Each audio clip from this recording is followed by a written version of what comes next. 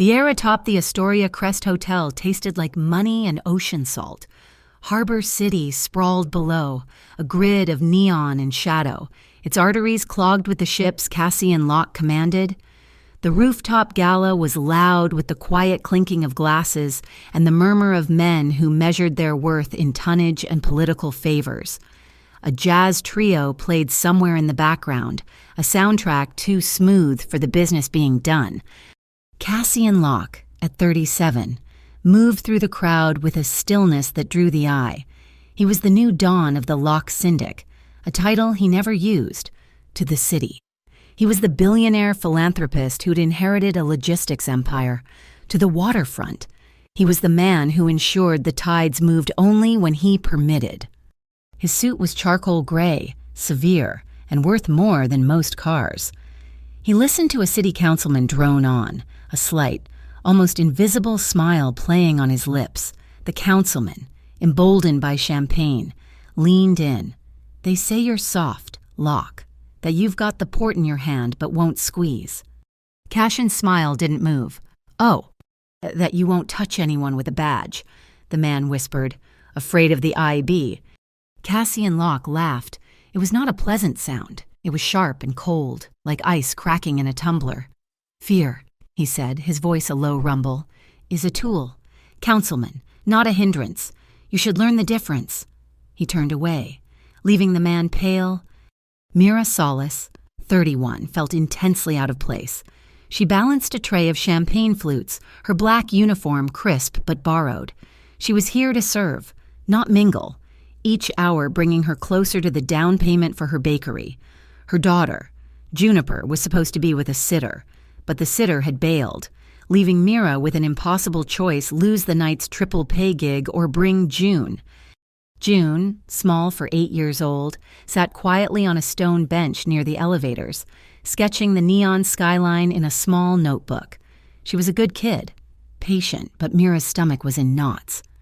The crowd shifted as a local news crew aimed a camera toward the mayor. Cassian, caught in the edge of the light, took an instinctive step back, his hand raising slightly to shield his face. He hated the press, hated the digital record. It was that movement, that slight flinch, that June saw. She had stood up to ask her mom for water and, in her hurry, blundered directly into the side of Cassian's leg. He barely moved. A human bulkhead, June bounced off him, her notebook scattering. "Oh, goodness, I'm so sorry, sir," Mira said, rushing forward, her tray rattling. Cassian looked down, his annoyance clear. But before he could speak, June, rubbing her head, pointed a small finger straight at his chest. "You're a coward." The jazz trio seemed to hit a sour note. The murmuring stopped. The entire rooftop, filled with the most powerful people in Harbor City, went utterly silent. Mira's blood ran cold. "June, apologize right now." But June didn't move. She just stared up at the tall, frightening man who had flinched from a camera. Cash and Locke stared back. Then, to the astonishment of everyone, he laughed again. This time it was deeper, genuinely amused, but no less cold. "Am I?" he stated. "Yes," June said, her voice clear as a bell. She planted her hands on her hips, a perfect miniature picture of defiance. You jumped when that light hit you. My mom says only people with bad secrets jump like that." "June?" Mira's voice was a strained whisper. "It's all right," Cashin said, holding up a hand. His eyes, the color of the deep harbor at midnight, were fixed on the child. "She's not wrong about the secrets." "I'm not," June agreed, emboldened. "You think you're important, but you're just scared." She jabbed her finger at him again, a tiny prosecutor. "I dare you. You come to my school on June 17th. It's Hero Day. If you're not a coward, you'll come and tell us what you really do to help people." It was an ultimatum delivered by a third grader. Cassian's amusement flickered, replaced by something else. He was frozen, not by the girl, but by the mother standing behind her. Mira Solis met his gaze. There was no apology in her eyes, no pleading, just a fierce, independent wariness. She was terrified. Yes, but not of him. She was terrified for her child, but she would not beg. Cassian finally broke the stare. Looking back at June, he crouched slightly, bringing himself closer to her level, though he still towered over her. Hero day, he mused. Kid, I'm not a hero. I just sign checks. Mira's voice cut in, sharp and clean. Kids don't need checks, she said, her grip tight on the empty tray. They need someone who stands up straight. The words hung in the air, a direct echo of June's challenge. Cassian looked at Mira, truly seeing her for the first time. The defiance, the exhaustion, the spine of steel. It was a combination he hadn't seen in a long time. Before he could answer, his phone vibrated in his pocket, a single, insistent buzz. He pulled it out, his smile fading as he read the encrypted text on the dark screen. IIB opening inquiry? Pier K-17. His jaw tightened. Pier K-17 was his. The Interstate Integrity Bureau was the one opponent he respected, the only one with badges he couldn't buy.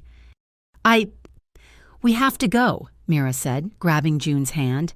I'm so sorry for the interruption. Wait, Cassian said, his mind already shifting gears, calculating, but they were already gone, disappearing toward the service elevator, a mother and daughter swallowed by the crowd. He stood for a moment, the rooftop party resuming its hum around him, but the taste of salt and money had turned bitter. He took the main elevator down. As the mirrored doors slid open to the marble lobby, Mira and June were just exiting the service door 50 feet away, heading for the main entrance. Ma'am, he called out, striding toward them. Mira flinched and turned. Please, we're leaving. I wanted to say. He never finished the sentence. The street-level quiet was shattered, not by a bang, but by a series of wet, heavy thwips, suppressed gunfire. The grand glass doors of the Astoria crest exploded inward, dissolving into a deadly rain of fractured crystal. A black pickup truck, no headlights, screamed past the entrance, the barrel of a weapon visible from the passenger window, spitting silent fire. Mira screamed, pulling June flat to the ground, covering her daughter's body with her own. Cassian didn't hesitate. His reaction was not thought, it was instinct. In 2 long strides, he crossed the space, grabbed both Mira and June by the backs of their clothes, and hauled them behind a massive, ornate marble planter. He pushed them down, his own body covering them both, his expensive suit scraping against the marble floor. Bullets chewed the stone where they had been standing just 1 second before. The pickup truck squealed its tires, making a hard U-turn for another pass. Cassian pressed them against the cold floor, his head up, his eyes scanning the street. He was breathing hard, not from fear, but from adrenaline. Tucked beneath his arm, 8-year-old June Solace stared up at him. She watched the man who had laughed at her, the man she had called a coward, place his entire body between her and the gunfire. His face was no longer amused. It was hard, focused, and absolutely, terrifyingly still. The word coward shattered as thoroughly as the hotel's glass doors. The marble was cold beneath them, the smell of gunpowder and shattered glass sharp in the air. Cassian did not move until the echo of the truck's engine faded into the city's hum. Stay down, he commanded, his voice a low growl. He was already speaking into his watch. Egress, code black, Astoria lobby, now. He pulled Mira to her feet first, then scooped June up into his arms before she could protest. The 8-year-old was stiff with shock. Her notebook clutched to her chest. Mira stumbled, her ankle turning on a piece of debris, but Cassian's hand on her back was a steel brace, shoving her toward the service corridor. This way, do not stop. They bypassed the public elevators, plunging into the concrete bowels of the hotel. He led them to a humming freight elevator, all grease and scarred metal. The ride down was silent, the air thick with the smell of old machinery and Mira's trembling breaths. June just watched him, her eyes wide and dark over the edge of his arm. A black armored sedan was waiting in the loading bay, its engine a quiet thrum. He bundled them into the back, sliding in beside them as the car peeled out onto the service roads, merging with the dockside traffic, leaving the sirens of Harbor City behind. "Where are you taking us?" Mira finally found her voice. It was shaking, but edged with anger. "That was not random. You brought that to us." "We are going somewhere safe," Cassian said. He was looking out the window, his jaw set, his gaze sweeping the familiar gantries and cranes of his territory. "And yes, I did." The car descended a ramp beneath a building that looked more like a fortress than an office.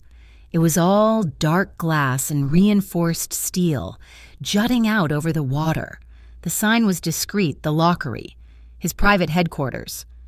They were taken to a residential suite that was as Spartan and severe as his suit. Minimalist furniture, floor-to-ceiling windows showing the entire working harbor, and an overwhelming scent of ozone and sea air. "My head of security will be here in a moment," Morhe said, setting June down. "She will get your information." "We're not giving you any information," Mira shot back, pulling June behind her. "I want to go home. I want my daughter away from you." "Home is not safe." He turned, and the cold authority from the rooftop was back, amplified. The men in that truck were not amateurs. They were sending a message. To you, not to us. You were standing next to me. That makes you part of the message. He gestured to the sterile, untouched kitchen. "You are safer here than anywhere else in this city. You will not be harmed." He saw the fear in her eyes, but also the calculation. She was measuring him. "You're going to pay me. Is that it?" she said, her voice dripping with contempt. "Hush money. A 5-star cage until I forget what I saw." Cassian almost smiled. "I was going to, but I see now that would be an insult to us both." He moved to the bar, pouring 3 glasses of water. He handed one to Mira and one to June. "I'm offering you protection. 3 nights, that is all. You are not my prisoners. Miss Solace. But until I know who gave the order, you cannot leave." The heavy door opened, and a woman entered. She was as sharp and cold as the building, her hair pulled into a severe bun, her eyes missing nothing. "Sir, the perimeter is secure. We scrubbed the hotel feed." "Ara, this is Mira and June Solace. They are our guests. Level 5 protocol." Ara nodded once at Mira, a flicker of assessment, then focused on Cassian. The truck was a ghost, stolen plates, blind alley dump, but the shell casings matched the signature of the Cobalt Saints. Cassian's posture stiffened. Vesper Cade. "He's moved up from simple smuggling," Ara said. "He's using a refrigerated food chain to wash his cash, aggressive and sloppy." This attack wasn't sloppy. "It was a statement," Cassian said, his mind racing, "and it happened precisely when the IIB decided to start sniffing around K-17. He looked at Ara. "We have a leak, a deep one." "My thoughts exactly," Ara said. "I'll start the sweep." She turned to Mira. "Ma'am, I'll need to process your phone." Mira handed it over without a word, her fight seemingly drained, replaced by a cold dread. Ara left the room. "Get some rest," Cassian said, his tone final. He moved to his own office, a vast space 1 floor down, dominated by a single desk and a wall of monitors. He barked orders, his team moving to trace the leak, to find Vesper, to answer the IIB. He sat, finally alone, and played the audio file that had arrived just hours before the gala. It was an anonymous tip, heavily modulated, a gruff, waterfront voice talking about dock schedules. "They're not looking at the reefers," the voice crackled. "The real weight is in the fuse ledger, an offline book. Got all the dirty schedules for the whole port. Vesper wants it, the feds want it. Whoever gets it, wins." The voice chuckled. "It's a real-time bomb, ticking down, be a hell of a show, especially around, say, June 17th. Cassian stopped the recording. June 17th, the same day the girl had thrown at him. A coincidence. It had to be. But the hair on the back of his neck stood up. He deleted the file. Upstairs, Mira could not rest. The silence of the apartment was deafening. June was asleep on the vast, sterile sofa, exhausted by the terror. Mira paced, finally stopping in the kitchen. It was stocked for a chef, but clearly never used. She found eggs, chicken, vegetables, pasta. She needed to do something with her hands. An hour later, the smell of real food chicken noodle soup filled the high-tech suite. She made a small bowl for June, then, on an impulse, took the large pot down the hall to the security station where two of Cassian's men sat watching monitors. They looked up, surprised, as she ladled soup into coffee mugs for them. They were big, hard men, but their expressions softened. "Thank you, ma'am," one of them murmured, the warmth of the soup a small, human truce. Cassian found her there when he came up to check the locks. He watched from the shadows as she quietly took the mugs back. A single act of grace in his concrete world. He stepped into the light. "He's on the move," he said, not as a warning, but as a fact. He held out his hand. In it was a small plastic security badge, the kind for a child shaped like a cartoon ship's wheel. "For June," he said.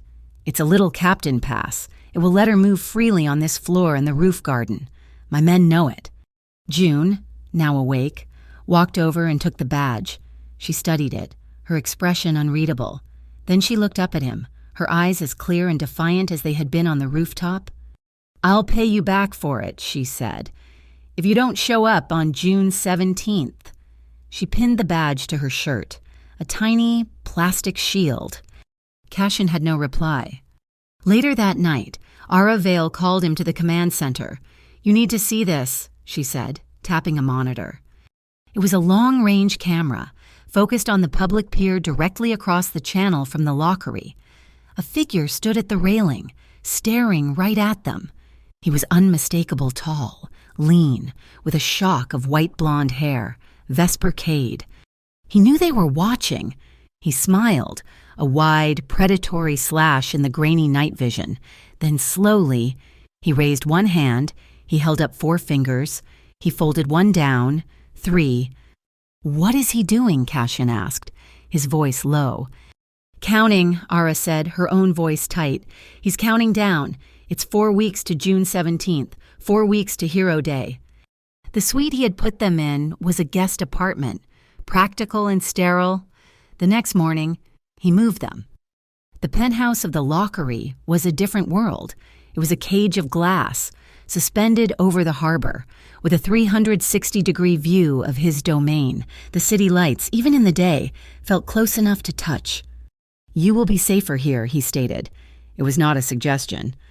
Ara Vale stood by the private elevator, her presence as unyielding as the steel beams. "Miss, Solace, June. My name is Ara. I am Mr. Locke's security advisor. The perimeter of this floor is absolute. No one gets in. Which means," she added, her eyes locking with Mira's, "you do not get out without my clearance." Mira set June's small backpack on the floor. The luxury of the apartment, the white leather, the chrome, the sheer, terrifying expanse of glass was meant to impress. It only made her feel more trapped. She turned to Cassian, her chin high. "I have conditions." Ara's eyebrow twitched, but Cassian just watched her, his expression unreadable. "I am not your prisoner," Mira said, her voice steady, "and I am not your guest. I have a job. I work a 5 a.m. bake shift at the artisans' market, and at 3 p.m. I pick up my daughter from her school. I am going to do both of those things." "It's not safe," Ara said flatly. "I don't care," Mira retorted. "You can have your invisible men follow me. You can put a tracker on my shoe, but I will not hide. I will not have my life dictated by him," she gestured to Cassian, "or the men who are after him, and I will not." She finished, her voice dropping. "Take $1 from you." Cassian was silent for a long moment, the city's muted roar filling the room. He looked at this woman, who had nothing, who was demanding everything. He had bought and sold men for less. "Agreed," he said. Ara looked stunned. "Sir, I must advise." "You will arrange a non-visible escort. She follows her routine. That is final." He looked back at Mira. "Your independence is preserved, but while you are in this building, you follow my rules." The next few days found a strange, tense rhythm. In the mornings, Mira would vanish before dawn, a ghost car trailing her to the bakery. In the afternoons, she would return with June, the little girl's presence a strange, bright light in the sterile penthouse. One afternoon, Mira came up to the rooftop garden, a wild, wind-swept space of green, to find June and Cassian. Cassian, in his shirt sleeves, had uncoiled a heavy, thick mooring line. "No, not like that," he was saying, his voice patient. "You have to balance the weight, feel it swing. It's not about strength, June, it's about timing." He was showing her how to throw the line, how to cast the heavy monkey's fist knot. June, small and serious, tried again, her entire body heaving as she threw the line, which landed in a pathetic coil 5 feet away. "It's too heavy," she complained. "It is," he agreed. "So use the weight, don't fight it." He adjusted her stance, his large hand gentle on her shoulder. Mira watched from the doorway. She'd only seen this man command, dismiss, and control. She'd never seen him teach. She'd never seen him listen, truly listen, as he was now, to the complaints of an 8-year-old. She saw the man who ran a criminal empire, who had shielded them with his body, now patiently explaining nautical physics to a child. It was a crack in the armor, a glimpse of something she did not understand, and it unsettled her more than his violence. That evening, the true danger shifted. Cassian received an encrypted message, not from his people, not from the IIB. It was an anonymous file. He opened it in his private office, the door locked. It was a photograph. Mira! She was walking out of a coffee shop, laughing, her hair caught in the wind. It was a candid, happy shot, and it was dated 2 weeks ago, 2 weeks before the gala, 2 weeks before she had ever crossed his path. The blood drained from his face. This was not about him. The attack at the hotel, Vespercade, the IIB, they were all strands, but this photo was a different thread. They were not watching him. They were watching her. He found her in the main living area. The sun was setting, and the glass walls were on fire. June was asleep. Mira stood by the window, watching the ships, a silhouette against the dying light. "You need to stay away from the windows," he said, his voice rough. She turned. He crossed the room, his hand hitting the panel, heavy. Automated curtains slid shut, blocking out the sky, encasing them in an intimate, soundproof world.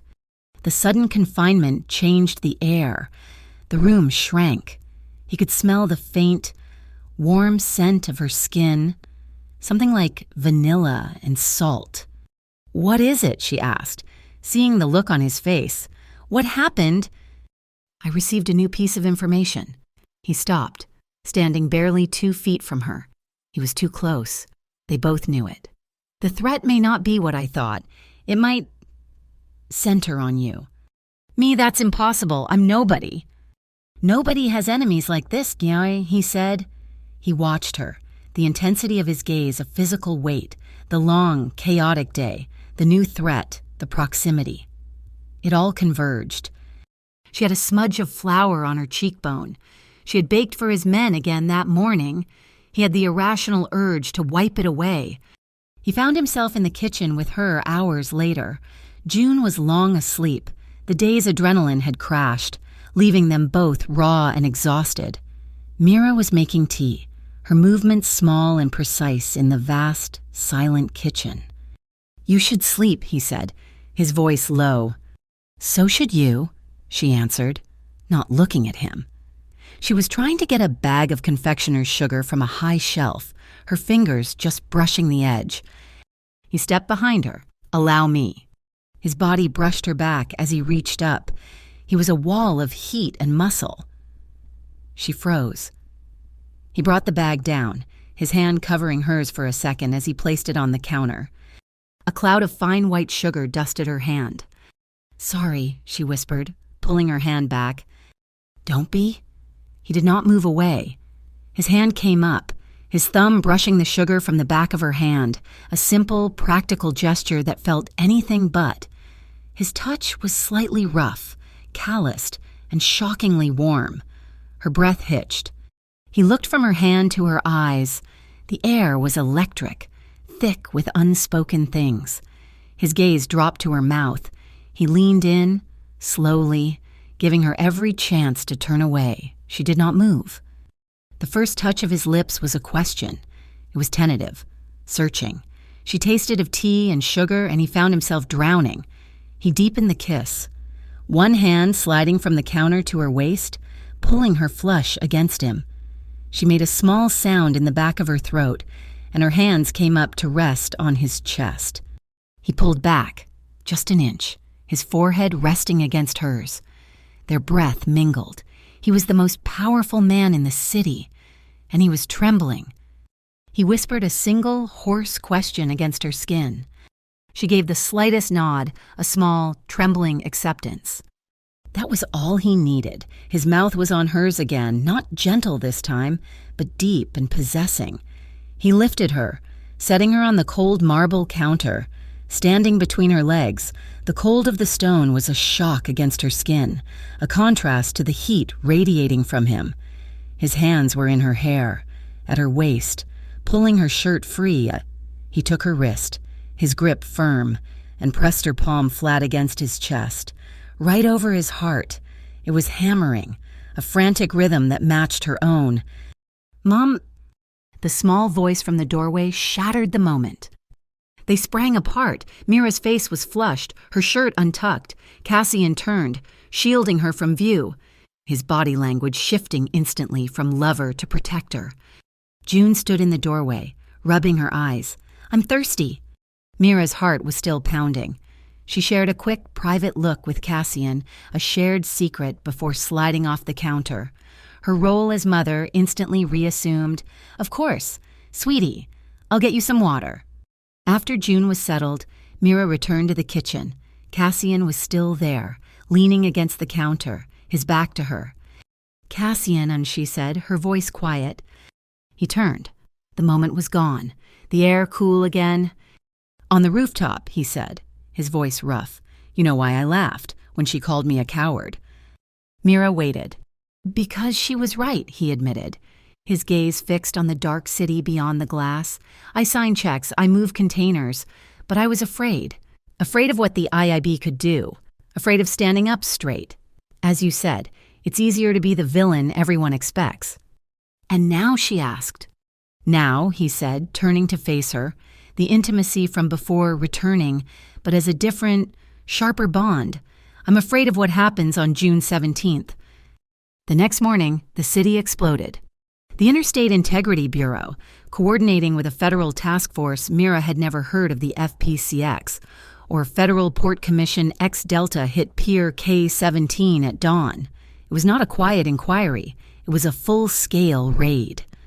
News helicopters that usually hovered over traffic jams now swarmed the harbor, their cameras zooming in on federal agents carrying evidence boxes from a warehouse bearing the Locke family crest. The headlines were immediate and brutal. Locke's dirty charity harbor, Kingpin's empire raided. Philanthropist or fraud, WB investigates Cassian Locke. In the penthouse, the glass walls now felt like a microscope lens. Cassian stood before the news feed, his face carved from stone. He was not angry, he was cold. "They were led," he said, his voice quiet. "This wasn't an investigation. It was a performance." "They're painting you as a front," Aura Vale said, her fingers flying across a tablet. "They're claiming the logistics routes are a cover for the Cobalt Saints, and that you're in business with Vesper." "Vesper is using my routes, not working with me." Cassian snapped. "He's a parasite. Find out how he's doing it, and find out how the feds knew exactly where to look." "Already on it," Aura said. "The IIB couldn't have navigated that pier without a map. Our internal container tracking system. It has a backdoor, a digital master key that bypasses our manifests. It's clean work, deep level." "Who?" "Took me 2 hours to trace the origin. It was installed 6 months ago from a terminal that bypasses all security." Aura paused, and her hesitation was more damning than an accusation. "The terminal registered to Julius Penn." Cassian didn't move, but the air around him seemed to drop 10 degrees. Julius Penn, his chief financial officer, the man who managed the clean side of his empire, the billions in legitimate assets, the man who had been with his father. Mira, who had been quietly making coffee, set the pot down. "Julius Penn," she repeated. Cashin turned to her. "You know him." "I think so." She frowned, accessing a memory. "When I was saving up, I worked at a small pastry shop in the old quarter. There was a man, older, always in a perfect suit, silver hair. He came in every Friday. He'd buy one croissant and tip $50. Every time. We all thought he was just an eccentric, rich, lonely guy. But it was him. Julius Penn. He was marking me. He knew who I was long before I knew who he was." The implication hung in the air. Julius had been tracking her, just as Vesper had.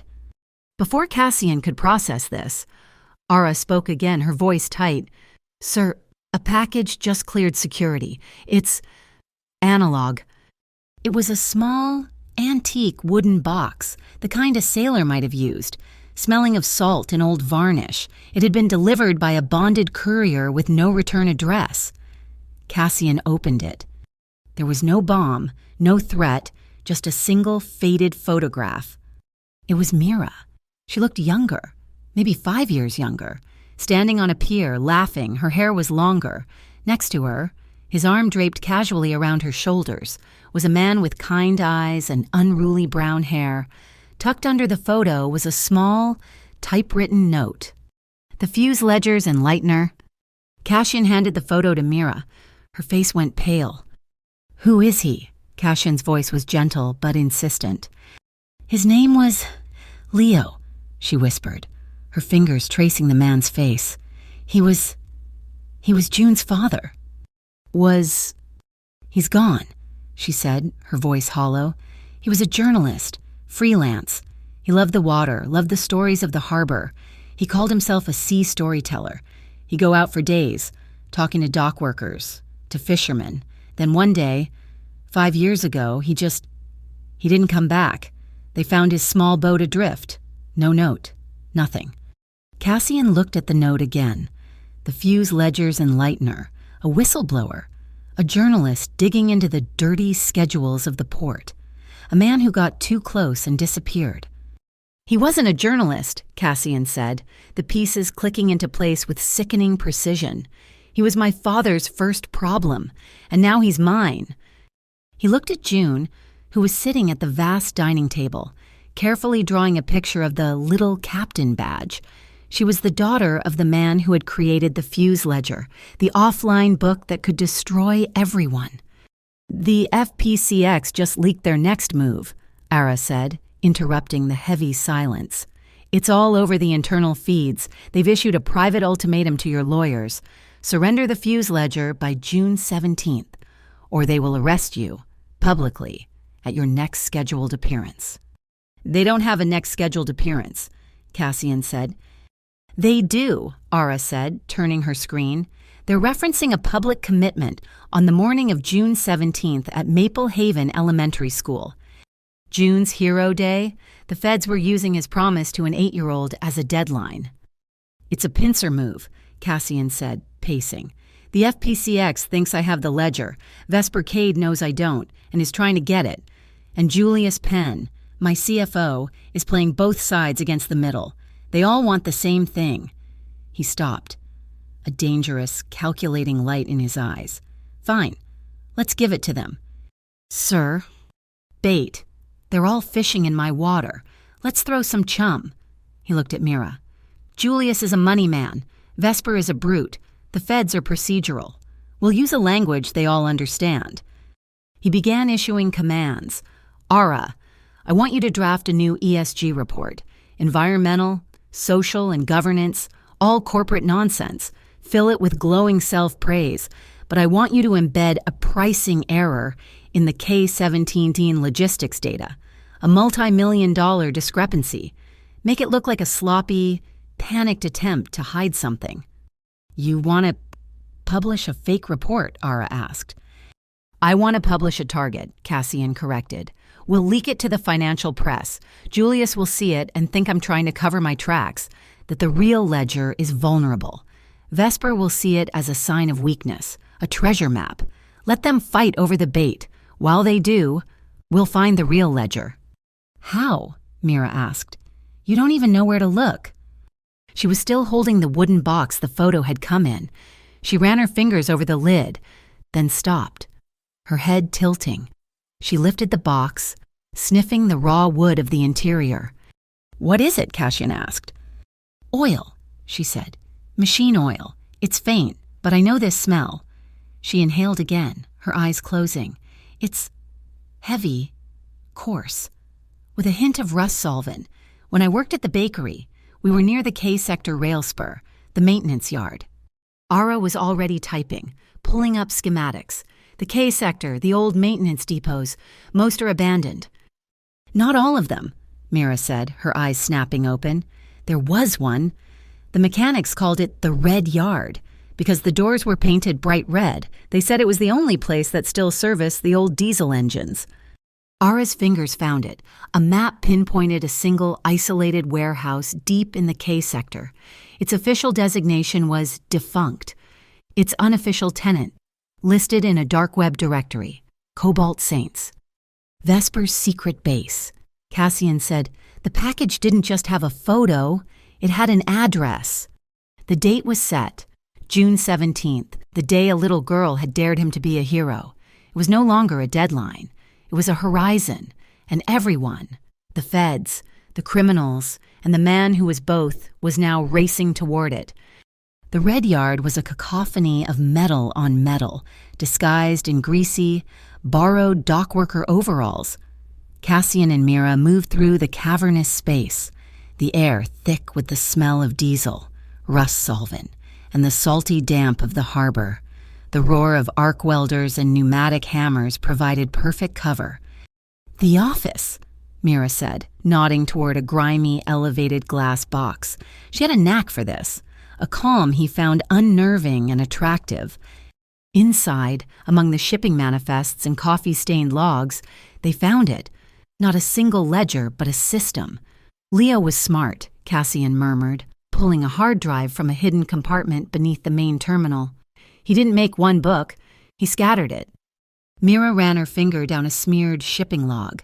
6 containers, all marked for disposal, but all recently active, all routed through this yard. 6 hard drives, Cassian finished, his mind racing. The fuse ledger isn't a book, it's a library. Vesper doesn't know. He's looking for one thing. We're looking for 6. They were heading for the adjoining container field when the world turned white. A bank of floodlights snapped on, pinning them like insects. A voice, amplified by a bullhorn, boomed from a gantry above. Working late. Lock the Cobalt Saints appreciate your dedication. Vesper's men, not Vesper himself, but his front line. A heavy container latch sprung open, and a half-dozen men charged out. The tunnel, Cassian yelled, shoving Mira toward a dark opening in the concrete foundation. Section 4 go. He didn't wait for her. He grabbed a heavy iron pry bar from a stack and moved to meet them. It was not a fight. It was a brutalist ballet. He was not a brawler. He was a tactician. He used their momentum against them, a blur of focused, economic violence. Mira didn't run. She found the tunnel opening, a black maw that reeked of low tide and salt water. She turned, screaming his name, but he was already disengaging. Sprinting toward her, he grabbed her hand. Now! They plunged into the darkness, sliding down a slick, mossy incline. They hit the water below hard, emerging in a storm drain that emptied onto a low-service pier. An electric port cart, used for hauling small cargo, sat a few yards away. A whine and a spark from the tunnel opening told him they were out of time. Another cart. He threw Mira into the driver's seat. Drive straight to the end. The small electric vehicle whined in protest, its wheels sparking as Mira slammed the accelerator. They shot out onto the pier, a second cart bursting from the tunnel behind them, gaining fast.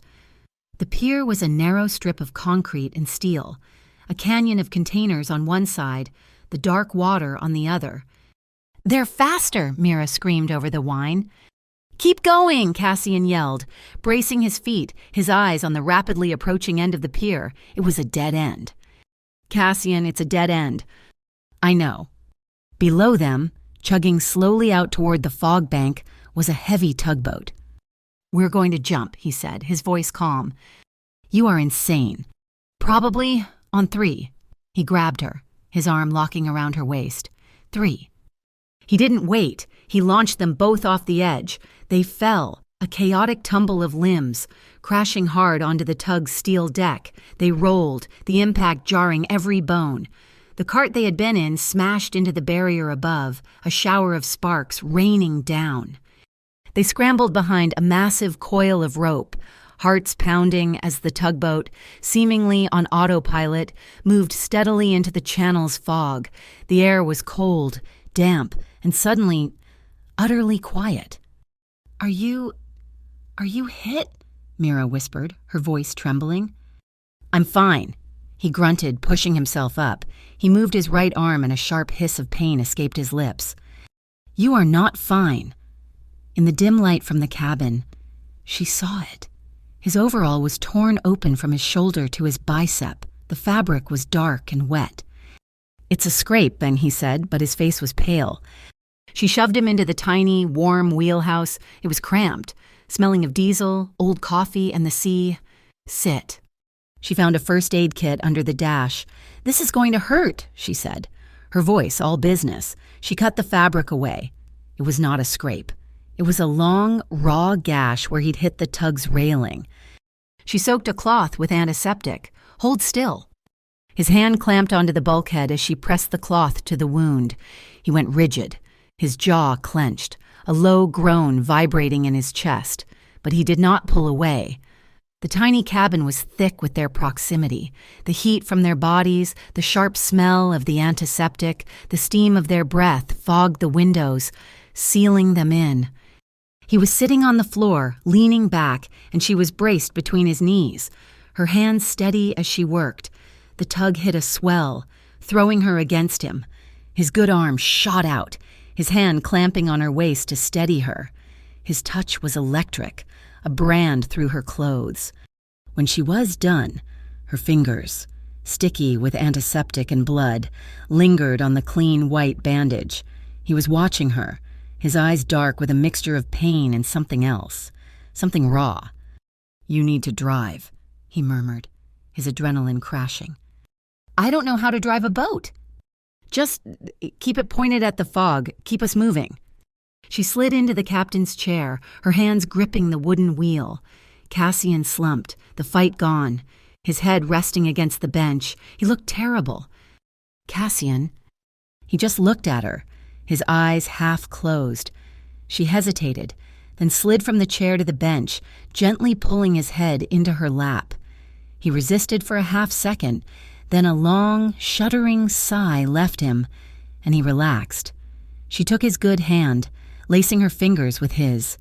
They sat in silence, her hand on the wheel, his head in her lap. The only sounds the steady thrum of the engine and the distant, lonely moan of a foghorn. When they returned to the lockery hours later, Ara Vale was waiting, her face like thunder. "It's worse," she said, ignoring Cassian's injury. "I got the gunman from the gala to talk." "And," Cassian said, wincing as Mira helped him. "Vesper Cade ordered the hit, but the intel." Ara's voice was pure ice. "The intel came from Julius Penn. He told Vesper you'd be at the gala." Cassian's face went dark. "That's not all." Ara looked at Mira, her expression almost pitying. "He didn't just sell out Cassian. He sold you. He gave Vesper the route you take to June's school.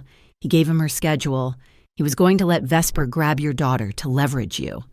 Mira felt the floor drop out. "No." Cassian's rage was a terrible, silent thing. He became perfectly still. He walked to the window, his good hand clenched, and stared at the harbor. When he turned, his voice was chillingly calm.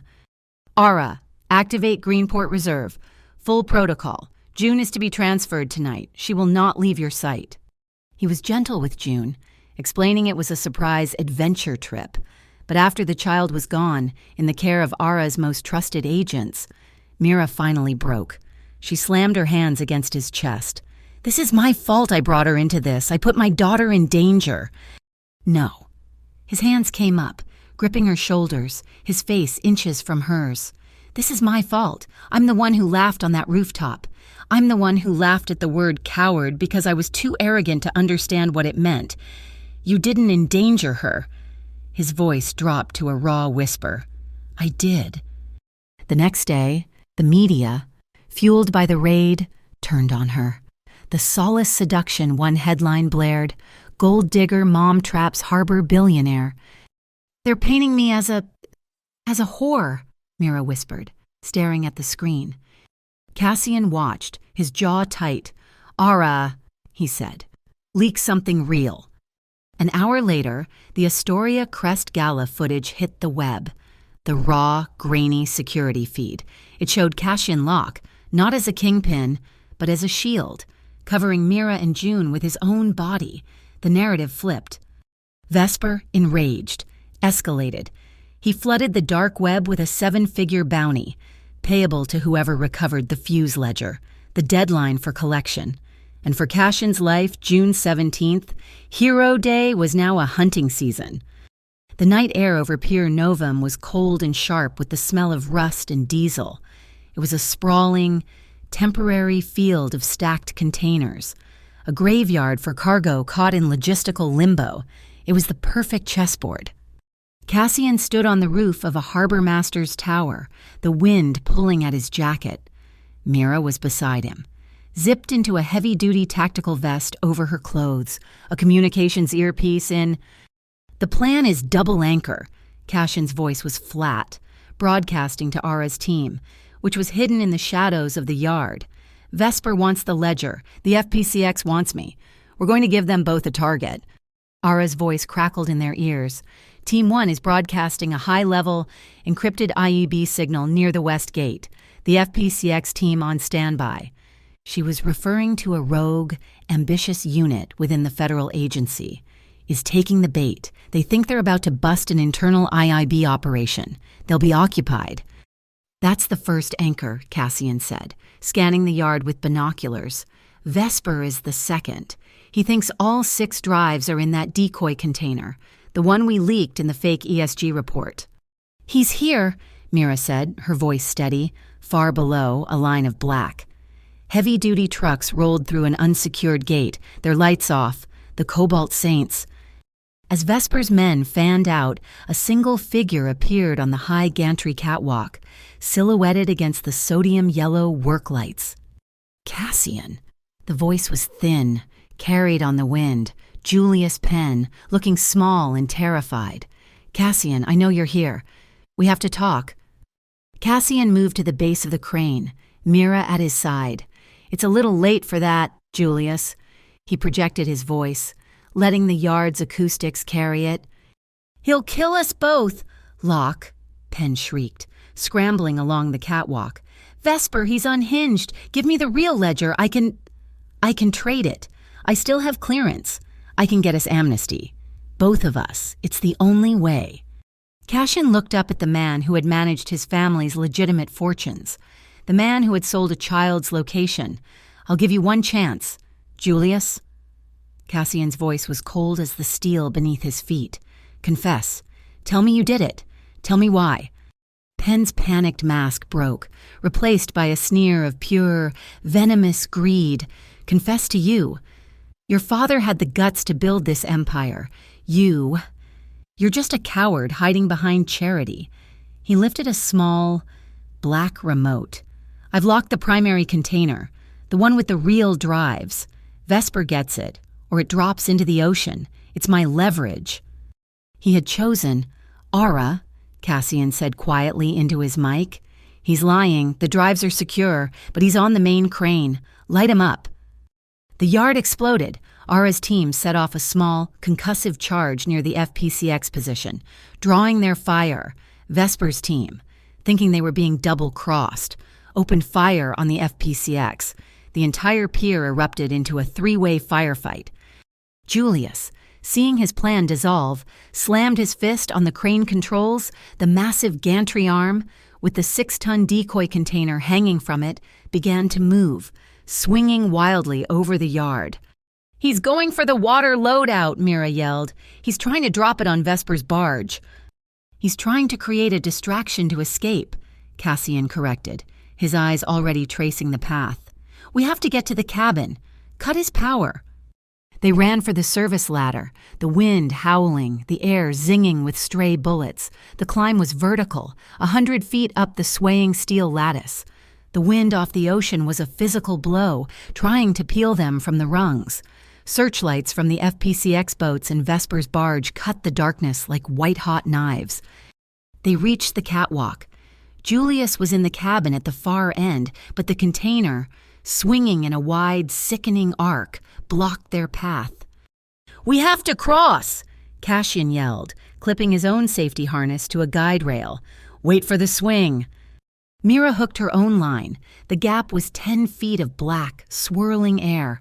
As the container swung away, they ran. As it swung back, it smashed into the catwalk, the metal groaning in protest.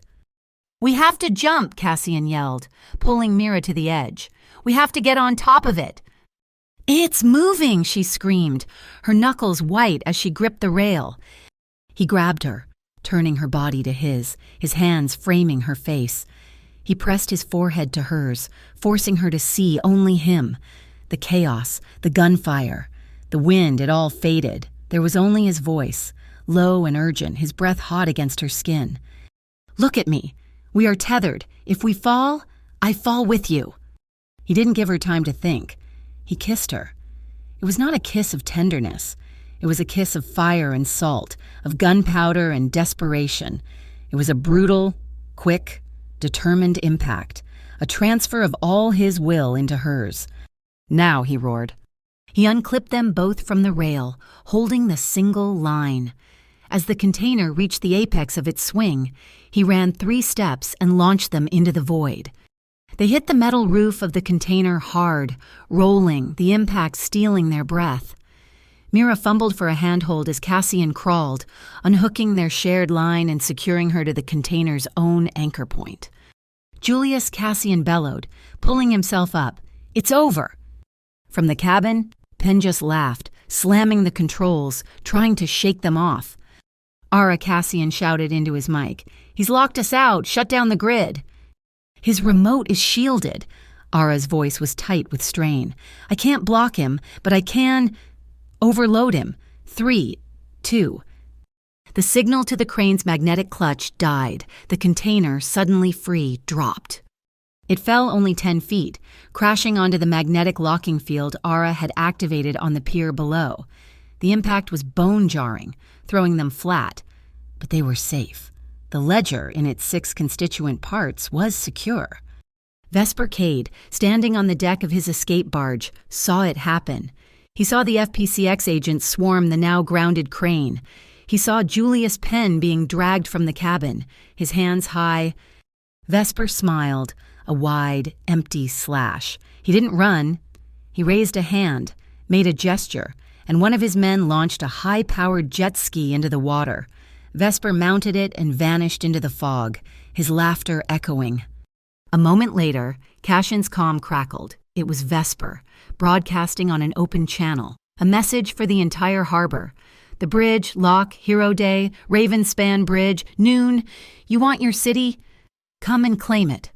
Or I'll show them all what a coward looks like before I burn it. The media narrative exploded. The Battle of Pier Novum was a viral sensation. The FPCX, furious and embarrassed, had Julius Penn, but the warrant for Cassian Locke was now public. Back in the penthouse, the sun was rising, painting the city in shades of gray. Cassian stood by the window, the gash on his shoulder bleeding through a fresh bandage. "I have to go," he said, his voice hollow. "I have to take the warrant. I can't show up. Not tomorrow. Not at her school." Mira, exhausted, dirty, and bruised, stood in front of him. "You said you were afraid of being a coward," she said, her voice quiet. "If you run, you prove Vesper right. You prove Julius right." "They will arrest me, Mira," he said, his voice raw. In front of June, in front of her entire school. So let them, she said, her hands coming up to rest on his chest. You have the ledger. You have the truth. The truth only matters if you're the one who tells it. Hiding. That's just signing a different kind of check. He looked down at her, at the absolute, terrifying clarity in her eyes. He knew she was right. I'll go, he said. I'll go to Hero Day, and I'll give them all the truth. That night, the night before the 17th, they didn't sleep. He took her to an old, decommissioned freighter he kept in a private slip, a black shape against the dark water. The city was a distant, jeweled line. On the cold steel deck, she turned to him. There was nothing left to say. She stepped into his arms, her hands sliding up his chest to lock behind his neck. He held her, his hands at her waist, pulling her tight. The kiss was slow, a deep, searching, aching acknowledgement of the morning to come. It was a kiss of fear and of trust. His lips moved over hers, a silent promise. Her fingers tangled in his hair, holding him. He breathed her in, the scent of her skin, the salt from the sea, grounding him. He held her, his body a shield against the dawn. I'm here, he whispered against her throat. I'm here, she replied, her voice thick. They stood for hours, two shapes in the darkness, waiting for the light. The morning of June 17th dawned bright and clear at Maple Haven Elementary School. Brightly colored banners proclaiming Hero Day snapped cheerfully in the breeze. The schoolyard, however, was a strange mix of festive and funeral. Parents with paper coffee cups mingled with a tense, buzzing energy. Reporters, kept at the gate by school staff, aimed long-lens cameras, a murder of crows waiting for a story. Dark suits dotted the perimeter. Men who did not look like fathers, the IB. They were polite, discreet, but they were a fence. The rumor already spreading through the parental text chains was an FPCX leak Cassian Locke was coming, and he would be arrested on school grounds. He would be cuffed right on the auditorium stage.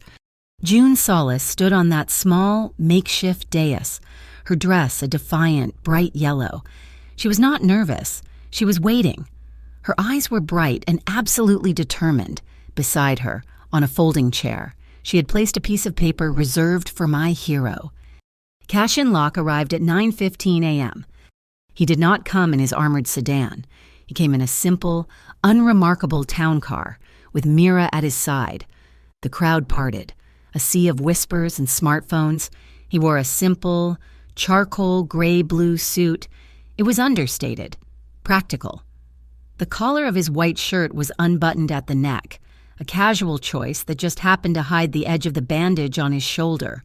His hand was in his pocket, his fingers wrapped around a small, plastic ship's wheel. Mira had not slept. She had watched him record the video at 3 a.m. She had watched him attach the ledger files. She had watched him hit send to every major news outlet in Harbor City. She had wrestled all night with the urge to take June and run, to disappear, to find a life where men like Vesper and Cassian did not exist. But as she stepped out of the car, into the gauntlet of staring parents and federal agents, she knew she would not run again. She would stand straight. Cassian's confession was already hitting servers. It was not a plea. It was a statement. In the video, his face was bruised, his voice was raw, but his eyes were clear. He admitted to nothing the feds accused him of. He admitted to something worse. I let fear guide me, his recorded voice said, as news editors began to watch. I was afraid of the badge, so I hid. I was afraid of the truth, so I built a wall. He named Julius Penn as the traitor. He named Vesper Cade as the enemy of the city. He laid out the entire structure of the Cobalt Saints money laundering, using his own manifests as proof. And then, the final move, effective today, I am pledging the entirety of the Locke Syndic, its assets and its ports, into a community trust. We will clean our own house. But in the schoolyard, the crowd only knew what they saw: the criminal, the philanthropist, the man who was about to be arrested in front of children. He walked past the IUB agents, who tensed but did not move. their orders clearly to wait for the public moment. He walked past the principal, who looked like she was going to faint. He walked directly to the dais and stepped up. The yard went utterly silent. The only sound was the clicking of cameras. June looked up at him. She was not impressed by the crowd or the tension. She had a single clarifying question. She held the small, plastic microphone to her mouth. "You're here," she stated. Then she asked the real question, the one that had started it all. "Are you still a coward?" Her small, clear voice amplified over the speakers. "If you tell the truth..." The crowd held its breath. Cassian leaned down to her microphone. Ignoring the one on the podium, he looked only at her. "If you dare to speak it," he said, his voice resonating, "cowardice dies long before fear does." A sound, a heavy, rhythmic whump, whump, whump, drowned out the principal's attempt to start the ceremony. It was a helicopter, black and unmarked, and it was circling the school, low and aggressive. At the same time, every phone in the crowd buzzed, a mass alert, a new link, overriding the news feeds. The video was live. Vesper Cade, his white blonde hair whipping in the wind, grinned from the screen. "Hero Day, lock!" He screamed over the rotor wash. "I'm touched, but you're at the wrong party. Ravenspan Bridge, this noon. You want your city? Come and claim it." A parent gasped. The camera on Vesper's feed panned. Julius Penn stood beside him, on what was clearly the high catwalk of the bridge. But Julius was not a hostage. He was smiling, a frantic, manic grin. In front of him were two open, heavy-duty briefcases. Inside, visible even on the small screens, were complex wiring and detonator switches. Julius leaned into Vesper's camera, his voice a tinny shriek. "You wanted to be a hero, Cassian. You wanted to impress the children. You stay at the party. We'll bring the fireworks to you. Fire for fire." The threat was unmistakable.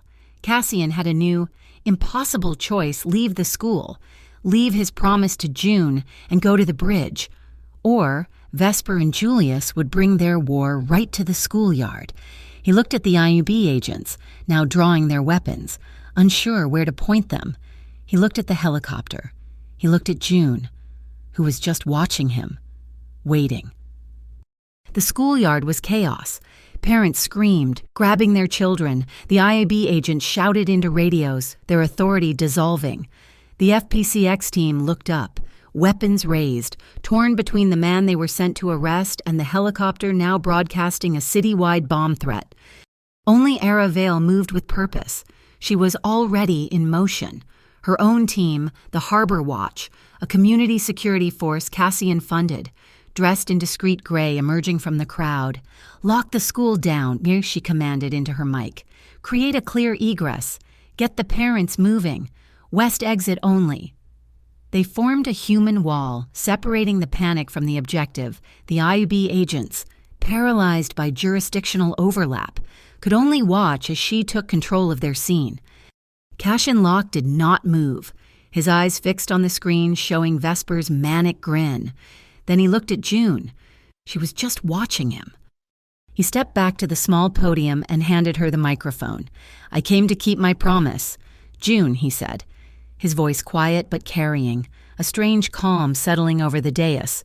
"I'm here, but there is one more appointment I have to keep, to make sure this school, and everyone in it, is safe. I have to go." June just nodded, her small hand gripping the mic stand. "You better come back." "I will." He turned. Mira was already at his side. "No," he said. "You are not going alone," she stated. It was not a request. "He used my daughter. He used my past. This is my fight, too." He looked at her, at the steel in her eyes, and knew arguing was a waste of the precious seconds they had. "Ara," he said into his comms, "we're moving. Ravenspan." The Ravenspan Bridge was the oldest artery in Harbor City, a colossal web of iron and steel. The wind at its apex was a physical force, screaming through the girders. Far below, the water was a churning mass of white foam. Vesper Cade was waiting on the high arch, a human spider in his domain. Julius Penn was, as the video had shown, harnessed to a safety line. his face a mask of terror and manic triumph. He held the controller. 2 identical briefcases were strapped to the opposing support pillars, their red lights blinking. Cassian and Mira emerged onto the narrow maintenance walkway. Cassian ripped his phone from his pocket, attached a supplemental battery, and opened a public streaming app. The feed went live, piggybacking on Vesper's own signal. The whole nation, already watching, now had a second angle. Vesper. Cassian broadcast, the wind tearing at his voice. "You have your audience. I'm here." "The hero," Vesper screamed, spreading his arms. "Come to save the day or just to die." "I didn't come here to win, Vesper," Cassian said, his voice cutting through the wind, broadcasting to millions. "I came here to end the language of fear you trade in. It's over." "It's over when I say it is." Vesper pulled 2 long, hooked knives from his belt. "I'll peel you off this bridge myself." The fight began. Cassian and Vesper met on the narrow beam. It was a battle of opposing styles, Vesper. All chaotic, brutal slashes with his hooks. Cassian injured and tactical, using his grappling hook not as a weapon, but as a pivot, swinging to avoid, using the bridge's own structure as a shield. But the fight was in 3 places. As Cassian engaged Vesper, Mira slipped over the side of the walkway, clipping her harness onto the inspection rail. She disappeared into the belly of the bridge, the dark, echoing space of crossbeams, following the thick orange cables Vesper's team had run. On a technical walkway 2 levels down, Aravale moved silently. She found Julius Penn, left alone, his hands shaking as he held the detonator. He turned, hearing her, his eyes wide. "Stay back, I'll press it." "You don't have the code, Julius," Ara said, her voice a flat, cold monotone as she advanced. "Vesper wouldn't trust you with it.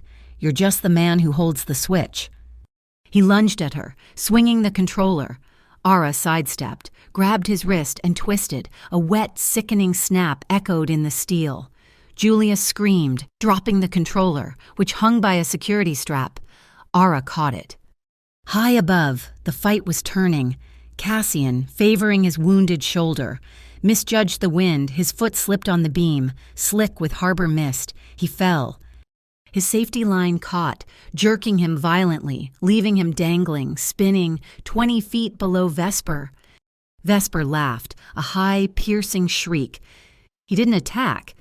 He crouched, grabbing Cassian's harness line, holding the hero by a thread. He pulled a knife. "Look at the hero! Harbor City!" He yelled at Cassian's phone, which was still streaming. "He can't even stand up." Vesper held the line, enjoying the moment, taunting him. Cassian, hanging, looked up. He saw the triumph in Vesper's eyes. He saw the knife, and he saw his own path. "You're right, Vesper," Cassian said. "I can't." With a sudden, fluid motion, Cassian pulled his own blade and cut his own safety line. There was a collective, national gasp. He fell. He dropped 30 feet, crashing onto a lower, auxiliary girder, the impact rattling his bones, sending a blinding bolt of pain through his body. But he was on his feet. He was free from Vesper's control. He had regained his footing by accepting the pain. At the same moment, Aravale keyed her mic, patching Julius's agonized voice into Cassian's public stream. "Confess," she ordered, her voice like ice. "He made me," Julius shrieked, cradling his broken arm.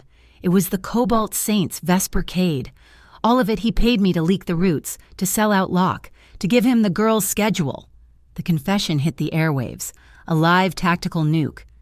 In the belly of the bridge, Mira reached the first briefcase. The wiring was complex, but direct. She followed the lines, her baker's precision serving her well. She found the primary detonator and, with a trembling hand, cut the wire. The red light went dark, one down.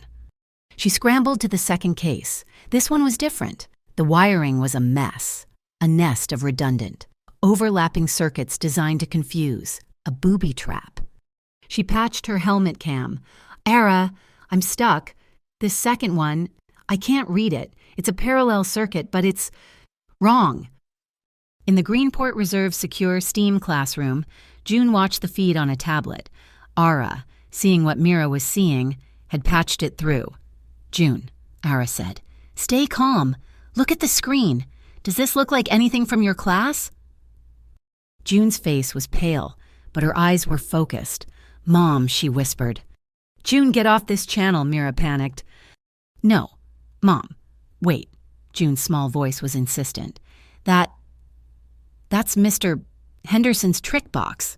We did it last week. Simple circuits. It's a trick. The red wire, the blue wire. They're dummies. He's trying to make you cut one. Don't look at the side. See that little silver pin? The one that looks like it's for the hinge. That's the real safety. He told us. Always check the simple mechanics. You just have to pull the pin. Mom, pull the pin. Mira's breath was ragged. She looked at the terrifying jumble of wires, then at the simple, unassuming silver pin. She trusted her daughter. She reached past the detonator and pulled the pin. There was a loud click. The armed light went dark. The second bomb was safe. Vesper heard Mira's voice over the open comms channel. He heard the confirmation. He saw Cassian, bruised and battered but alive, climbing back up the girder toward him, his entire plan, his challenge, his victory, all of it dissolved in the salty air. He stared at the man on the beam below, his face twisting into a mask of pure hate. He laughed, a high, broken sound. "You think you won?" he shrieked, his hand digging into his tactical vest. He pulled out a small, black remote, a different one, holding it high for Cassian's phone to see.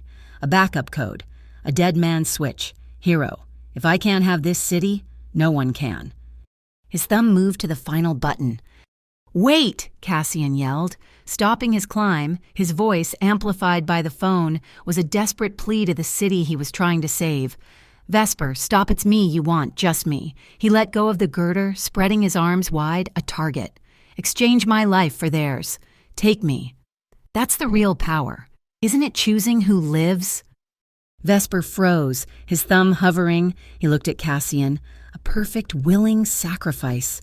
He looked at the city below, and the sneer returned. "I don't want an exchange. Lock," he hissed. "I want everything, but I want your legacy in ashes, and I want you to watch me light the match." He pressed the button. Nothing happened. The briefcases remained inert. The red lights did not flash. Vesper smashed the button again. Furious, looking for a signal. Mira's voice.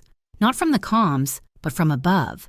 She was hanging from a utility strut, directly over the spot where the second bomb had been. In her hand was the heavy, industrial magnetic lock from the Pier Novum heist. She had jammed it directly onto the bomb's backup receiver. "It's over. Vesper." With a scream of pure, animalistic rage, Vesper threw the useless remote and launched himself at Cassian. It was not a fight, it was a brawl. Vesper, all adrenaline and desperate fury, threw himself at the man who had taken everything. His hook knives were gone, but he was a street fighter. Cassian, favoring his injured shoulder, his body a map of bruises, did not fight back. He endured, he blocked, he parried, he absorbed the blows, his feet planted on the narrow beam. He was a stone against which Vesper's rage was breaking. Vesper, blind with fury, overextended a punch. Cassian saw his opening. He didn't strike. He grabbed Vesper's arm, twisted, used his momentum, and slammed him, face first, into the steel pillar. Vesper collapsed to the catwalk, his breath knocked out of him. Cassian was on him in an instant, his forearm pressed against Vesper's throat, his other hand raised for a final, bone-breaking blow. He stopped. He looked at Vesper, gasping and defeated, his eyes finally showing the fear he had peddled for so long. He heard June's voice in his head, a clear, bright bell. "Are you still a coward?" he thought of his promise. Cassian lowered his fist. He reached instead for the heavy-duty safety chain bolted to the bridge's railing. With a few practiced movements, he looped the chain around Vesper's chest, pulled his arms through, and secured him to the pillar with his own pair of handcuffs. He left him trussed like cargo, a living trophy for the IDB. "You're right," Cassian whispered, his voice ragged. "I'm not a butcher." A new sound drifted up from the city. It was faint at first, then undeniable. Applause. From the schoolyard, the principal, shaking, had patched Ara Vale's comms feed directly into the PA system. The entire crowd, the parents, the reporters, the IAB agents had heard Julius Penn's live screaming confession. They had heard Vesper's name. They had heard Mira disarming the bombs. Ara had simultaneously patched the feed to a local radio station. The whole city had heard the truth. The first IEB and FPCX tactical teams swarmed the bridge, their weapons raised. They found Vesper Cade, cuffed and cursing. They found Ara Vale holding a zip-tied Julius Penn by his broken arm. And they found Cassian Locke, his suit in tatters, standing in the center of the span, waiting. The lead FPCX agent, the one who had leaked the arrest warrant, lowered his rifle. He stared at Cassian, at the live feed still running on the phone, at the cuffed kingpin. He slowly, deliberately, unclipped his own handcuffs from his belt and put them away. "Mr. Locke," the agent said, his voice gruff, "you just made us rewrite the entire script. My orders were to arrest you on sight." He paused, taking in the scene. "Good work." Cassian barely heard him. He was looking past the agent, scanning the chaos. "Cassian," Mira emerged from the steel underbelly of the bridge, her face smeared with grease, her knuckles raw and bleeding. She ran. He met her in the middle of the span. He didn't speak. He couldn't. He just pulled her into his arms, his good arm wrapping around her back, his hand splayed wide, holding her as if she were the only anchor in the world. She buried her face in his torn shirt, her arms locking around his waist, holding him upright. They just stood there, shaking, in the middle of the wind, surrounded by federal agents. He pulled back, just enough to see her face. She was crying, but she was smiling. He kissed her. It was not a kiss of passion, it was a kiss of survival. It tasted of sweat and salt, of engine grease and cold, clean air. It was a long, deep, shuddering confirmation that they were alive. His hand moved to the back of her head, his fingers tangling in her hair, holding her. "I'm here," she whispered against his mouth, her voice trembling. "You're here," he breathed, resting his forehead against hers. "Mom?" The small voice cut through everything. June. She had broken free from the Greenport security team and was sprinting across the bridge, past the astonished agents. Mira broke from his embrace, scooping her daughter into her arms. "Juno, my baby. Are you okay?" "I pulled the pin. Mom," June said, her voice fierce. "I told you. I pulled the pin." Cassian watched them, his heart, which he thought was granite, feeling like it might break. June squirmed to be put down. She walked right up to Cassian, her face set in that serious, determined expression he'd first seen on the rooftop. She reached into her pocket and pulled out the small, plastic little captain badge. She reached up, her small hands pinning it back onto the ruined, bloody lapel of his suit. She looked him square in the eye. "Are you a coward now?" Cassian Locke winced as he knelt, lowering himself until he was level with her. A slow, painful smile cracked the exhaustion and grime on his face. His eyes were red from the wind. "No more," he said, his voice thick. "No more when—" The news hit the wires before the bridge was even reopened. With Vesper captured and Julius's confession broadcast live, the Cobalt Saints network, headless and exposed, fractured, Vesper's shadow accounts were seized by federal authorities by 3 p.m. The empire of fear had crumbled.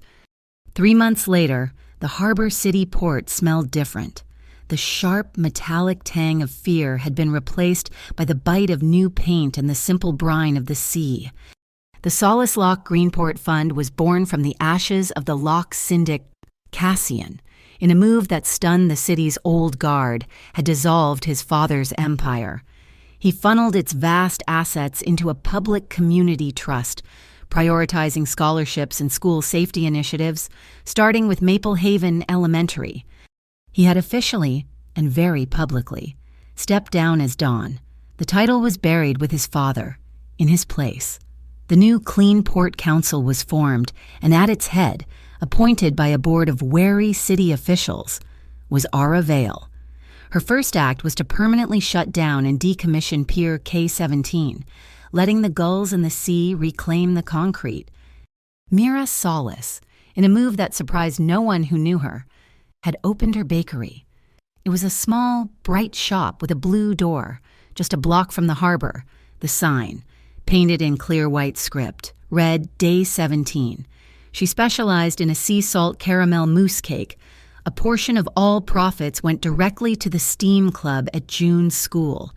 The IEB, in their final report, concluded that Cassian Locke's extraordinary cooperation and testimony had been instrumental in dismantling the largest criminal network on the eastern seaboard.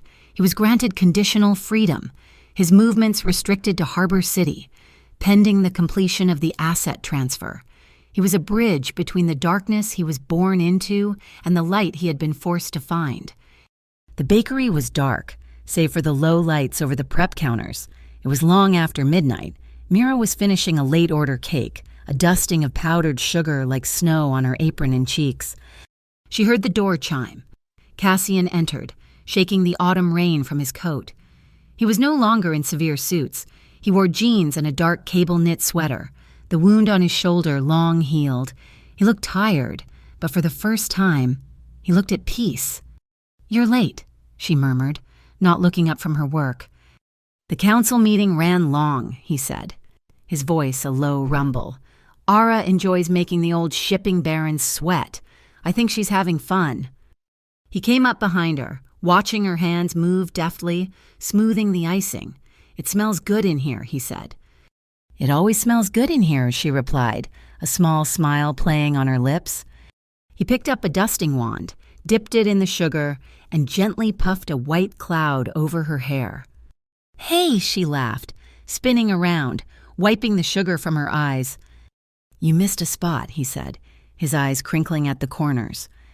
He stepped close, his hands finding her waist, pulling her in. "You have flour," he said, his thumb brushing her cheek. "Just here."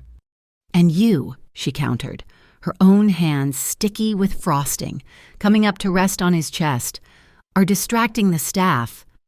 "The staff is overworked." He leaned down, his forehead resting against hers. They stood like that for a long moment, simply breathing, the air thick with sugar and warmth. Their breath mingled. He tilted his head, his lips finding hers. The kiss was slow. It was not the desperate, frantic kiss of the bridge or the hesitant exploration in the penthouse. It was a kiss of deep, settled comfort. It was long, unhurried, a promise of every night to come. He lifted her, easily, and sat her on the cool stainless steel counter. He stood between her knees, his hands now framing her face, his thumbs stroking her jawline. She leaned into his touch, her own hands wrapping around his neck, pulling him closer. It was everything without needing to be anything more. They broke apart, both smiling. In their new, shared apartment, a small, handwritten sign was tacked to the kitchen wall, written in June's best cursive, "The hero came on time." June, now fully embracing her role as the house's true commander, had taken on Cassian's re-education. She was currently teaching him how to make taffy, a disastrous, sticky process. "No," she giggled, as a long strand of hot sugar attached itself to Cassian's arm. "You have to pull it like this. You're too slow." He was hopelessly clumsy, a man who could run an empire but could not master a simple candy. He looked at Mira over June's head, his expression one of mock exasperation, but his eyes were full of a light she had never seen before. A family, built not on blood but on a dare, on a single brave day. The calm, however, was temporary.